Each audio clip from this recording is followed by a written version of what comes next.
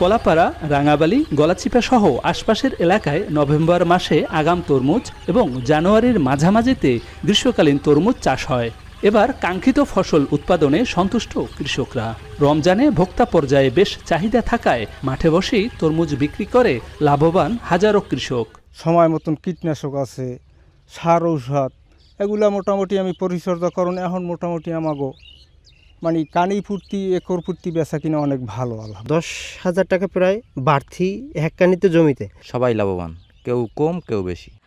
মাঠের পর মাঠ জুড়ে শোভা পাচ্ছে পরিপক্ক ও সুস্বাদু তরমুজ। কাঙ্ক্ষিত ফসল কাটা ও পরিবহনে ব্যস্ত হাজারো শ্রমিক। আমাদের গাড়িতে প্রতিদিন মনে করেন 2টা গাড়ি আমার আছে, আর এখানে মনে করেন আরও মালিকের গাড়ি আছে 10-12টা, এই সব গাড়িতেই কাজ করে। ডেলি 10,000 15,000 মাল টানা যায়।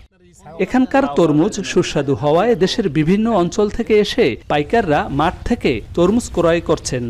আপনার মাঠে ফলন হয়েছে কম, আপনার যে সমকে 20টা গাছ ছিল তখন আপনি বৃষ্টি পাই নাই, মাঠে বৃষ্টির কারণে অনেক জায়গা মার খাইছে, পুড়িয়ে গেছে গা। আর অনেক লোকই কিনছে, ব্যস্ত আছে। কেউর হয়তো কিনাতে আইডিয়ারে ভালো হইলে লাভ হচ্ছে ভালো, আর কেউ হয়তো লসও হচ্ছে। কৃষি অধিদপ্তরের দিক নির্দেশনায় এবছর বিভিন্ন জাতের তরমুজের বাম্পার ফলন হয়েছে। এতে কৃষকরাও কোটি টাকা আয় করতে পারবেন বলে জানান কৃষি অধিদপ্তর। অগ্রিম যে তরমুজটা ওঠে ওটা কৃষকরা দাম পাচ্ছে, আর আবহাওয়া যেহেতু ভালো আছে কৃষকদের সমস্যা হওয়ার কথা না, যদি তারা ঠিকমতো সার এবং অন্যান্য বিষয়গুলো ম্যানেজমেন্টগুলো যদি ব্যবস্থাপনাগুলো যদি ঠিকমতো করে থাকে তাহলে কৃষক ভাইদের মাঠে সমস্যা হওয়ার কথা নয়।